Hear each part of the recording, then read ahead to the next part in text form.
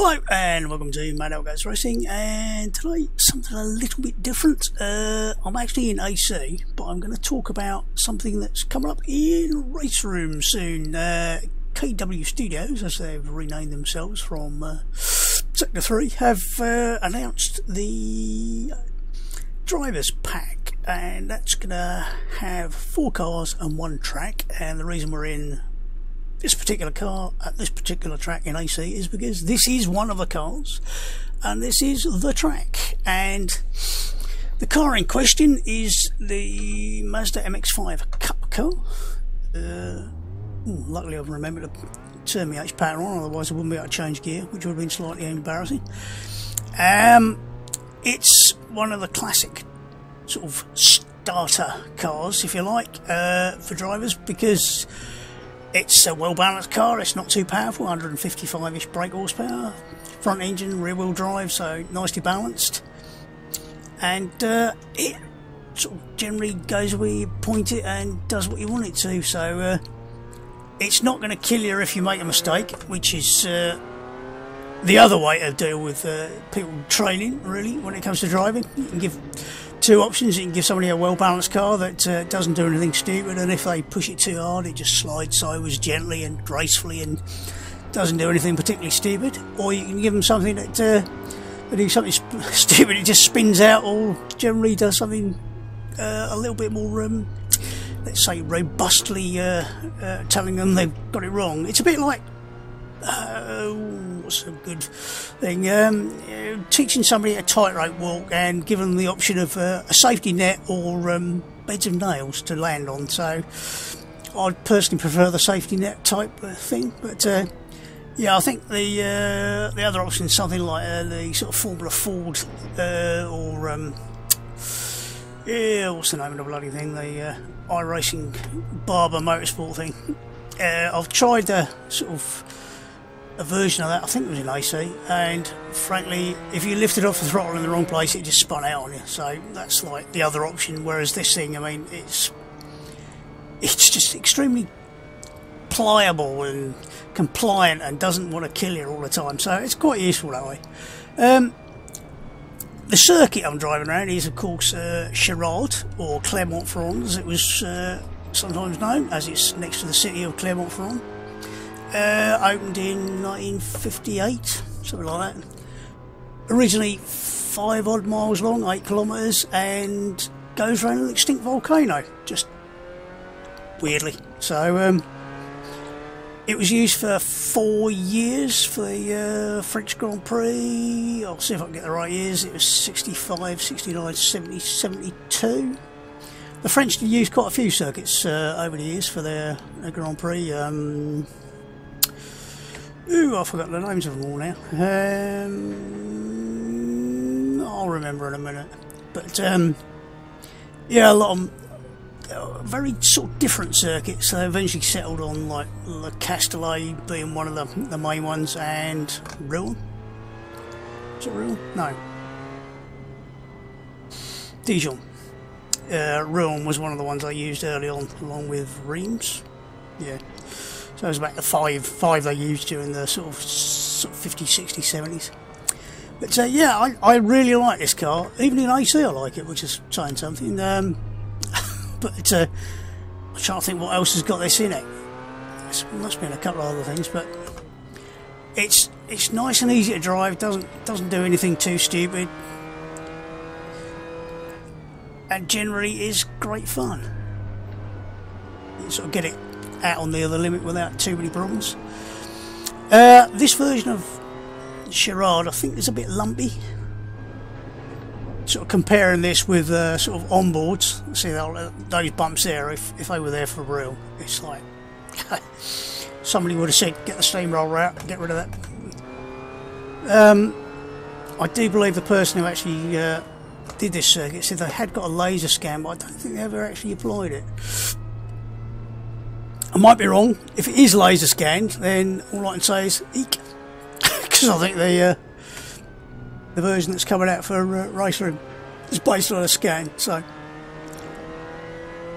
but the circuit as it is now, it was changed in 1988.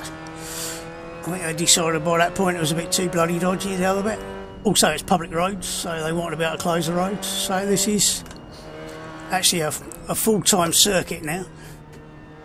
About 2.5 miles long. It's a nice layout, got plenty of elevation changes, so if you don't like elevation changes, I know who you are. You're going to be stuffed because you're going to have to put up with them, I'm afraid. But it's not as bad as some, it's not as bad as the Bilsterberg. Certainly not in that ilk. It's more sort of gradual sort of up and downs rather than sort of suddenly find yourself going like that and then like that. So and I don't think there's any really hidden apexes or anything on here, so it's not so bad. The other cars are going to be in the pack. One you've probably heard of because it's already in AC, and that's the Praga R1. I would drive it around here, but it really doesn't like it. Because of those extra bumps and lumps, it tends to get itself hooked up and spins out quite easily. I mean, it's not the easiest car to drive compared with something like this. It's definitely a driver's car, but being sort of mid to rear engines, it's got somewhat more penchant for slinging the tail end at the scenery if you don't quite get it right. It's still reasonably forgiving, you can still sort of give it a welly and get it a bit sideways. I did wonder if I should do a couple of laps around somewhere else a bit smoother just to give it an idea. I might or I might not. But the other two cars are, I'm not sure how exactly you pronounce this. I'm going to go with, whoops. Oh, don't stick it in first gear instead of third. It don't like that.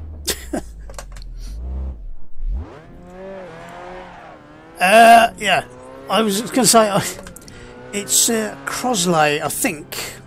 CROSSLE with an apostrophe over it, and as Nestle as an apostrophe over the end of the name of your coffee. I'm going with Crosley, so I might be wrong. Sounds a bit French. They're actually from Northern Ireland, if I remember rightly. Is it Hollywood in Ireland? I think it's Northern Ireland. I might be wrong. It's definitely Ireland anyway, but they've been building race cars since 1955, and very, very competitive ones. I'll probably say my racing back in the 70s when I occasionally went to the odd car race meeting at Snowdon, because they made a lot of cars. Judging by the pictures, as it says there, sort of continuations of what they've been building for quite a long time. The sort of sports car is the modern equivalent of the 9S, so it's probably got Ford, is it Z-Tech? I'm not a Ford person really. Well, not since I had a Mark 1 Escort anyway. 2 litre Z-Tech engine. So that's like, basically they've been building the chassis using the same jig since 1965 in the same factory, and they built hundreds of them, literally. The only difference from what they originally built was they've had to add things like roll hoop, etc., for obvious reasons of safety. So yeah, that'll be one of them, and the other one, all you can see is the nose of it in various pictures. I might post a picture up around about this time, of a Formula car. Now that's something like the 16F Formula Ford, or it might be a 19F Formula 2. Let's try and get the gears right this time, you twat. Much better. So yes, that's going to be one of the Formula cars, and I think that should be quite a good fun as well. I have no idea what engine it would have in it, but it does say they're going to be a continuation. I can't find any information about anything they're still making in that line. But they certainly were very successful with their Formula Fords. and then there was like the 16F progressed to the 17, the 18, the 19, etc.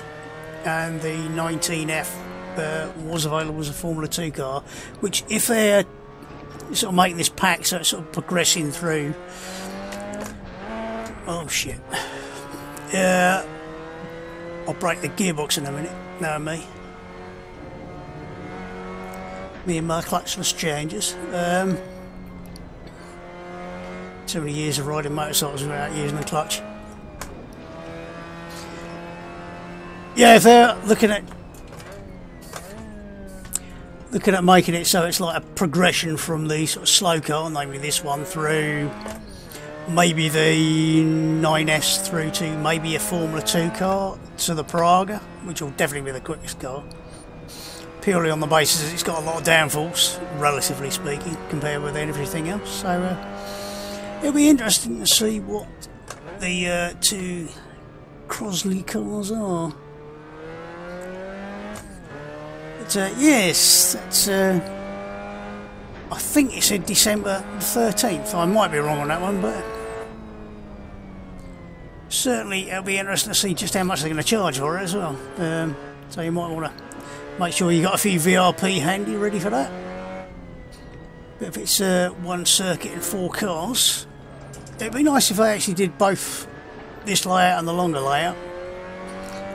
Even if it's no longer used, it's still mostly there because it is public roads, so they could laser scan it without too many problems.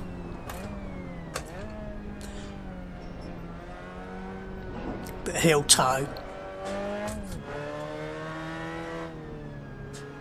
So yes, the all looking very interesting on that front, so that'll be something to look forward to. Buy yourself that as an early Christmas present. Yeah, I think that'll be well worth the money, assuming hit third gear and nearly killed me gearbox again. This is it's a technical circuit, but it's got a lovely flow to it, even though it's got some very, very slow corners, relatively speaking. I mean, that's not exactly a high-speed hairpin there, but yeah, got a nice flow, so I'm really looking forward to getting it and doing a lot of laps in the MX5 and whatever else comes up from the Crosley and the Praga. Probably maybe use that as something a little bit more open and fast. Although having said that, I do race them at places like Oulton Park in the UK, which is fairly nadgery. So so yeah, that was just reasonably short, what, 10-15 minutes, no more, about 30 with my waffling, of looking forward to what's coming out sometime in December, hopefully, and that should be good fun. And I love this circuit. Like I said, I can't wait to see the sort of full laser scanned, nicely laid out version. Hopefully this is as badly bumpy as I think it is. It's one of the weird things about AC mods at times. I sometimes wonder if people make older circuits bumpy deliberately on the basis like it's old, it must be bumpy, whereas I'm thinking the steamroller was invented in something like 1850 and has been around for 170 years or something stupid, so it's not like they didn't know how to make a flat road back then. And frankly, if I'm bloody honest, when I started riding bikes back in 1979, bikes with engines obviously, the roads around here were all a bloody sight smoother than they are now. So there you go. But that's a few thoughts about what's coming up, and I really am looking forward to it, and I hope you are too, because I think it's going to be some awesome stuff in it. So no doubt sometime around Christmas we'll all be going, oh, can we have a race around here? And we'll be going, yeah, of course you can, we'll arrange something. So from me for now, enjoy your racing, have fun, and I'll see you soon. Goodbye. Where's my button?